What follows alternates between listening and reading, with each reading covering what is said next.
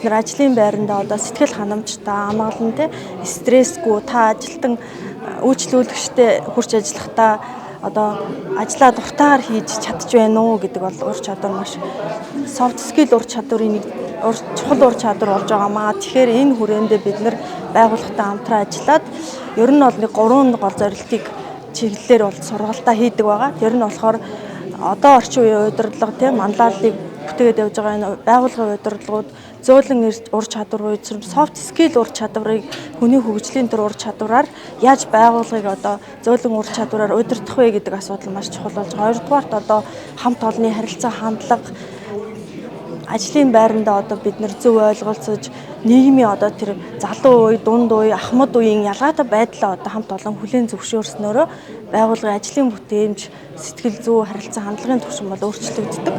А 3 дугаарт нь ер нь сүүлийн үеийн байгууллагуудад байх ёстой нэг юу бол ёс зүйн үүднээс байгууллагын ёс зүйн кодтой байх хэрэгтэй. Тэгэхээр коджуулах тухайн байгууллагад одоо бид нар сургалтынхаа дараа потенциал анализ хийж өгдөг.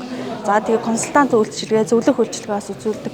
Ийм чиглэлээр манай ухаалаг хөгжил актем үйл ажиллагаагаа явуулдаг байгаа. Манай актем бол анх бол би 2012 онд одоо ёс зүй те энэ хүрээндээ бол докторийн зэргийг хамгаалаад 13 оноос бол ингээд төрийн бас байгууллага байгуулаа. Ер нь нийгмийг ингээд соён гэгээр сургалт үйлчилгээний чиглэлээр ажилласан. 20 оноос хойш яг сургалтын одоо академийн одоо эрхээ байгууллагын эрхийг аваад сургалтууд хийсэн байгаа. Өнгөрсөн жил манайх Баян-Улгийн аймаг, Говьхалтай аймгийн одоо жишээлбэл 475 албан хаагчид, төрийн албан хаагчид, эрүүл мэндийн нийгмийн салбарынд очиж консультант үйлчилгээ хийх одоо сургалтуудыг бас хийсэн байгаа. Тэгэхээр энэ одоо утахгүй ус аймаг бас ингээд захиалга өгчихсэн байгаа. Тэгээд Баруун Тавин аймгийн хүрээндээ л бид нар ингэж Ховд аймаг болон бусад аймагуудтай хамтарч ажилладаг. Ер нь бол энэ төрлийн сургалт эрэлт хэрэгцээ их байгаа гэж ойлгож байна тийм ээ.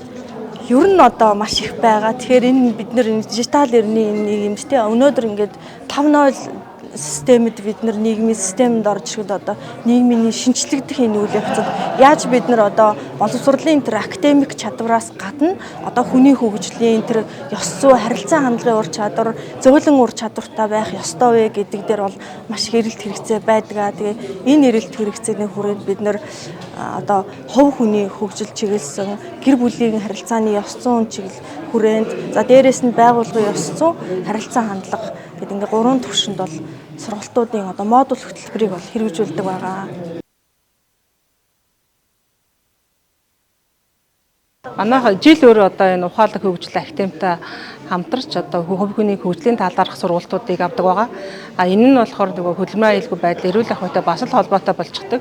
Аюулгүй байдал гэхээр нөгөө л нэг хамгаалах багц хэрэгсэл сургалт дүрм журам гэж яриад байдаг бол энэ бас яг үндэс суурь нь болохоор нөгөө хүний өөрийн нөгөө нэг хандлага, стресстэй бас ингээ холбоотой учраас энэ үднээсээ сургалтын хэрэгцээгээ тодорхойлоод ухаалаг хөгжил одоо актемтай хамтарч энэ сургалтыг хийж байна.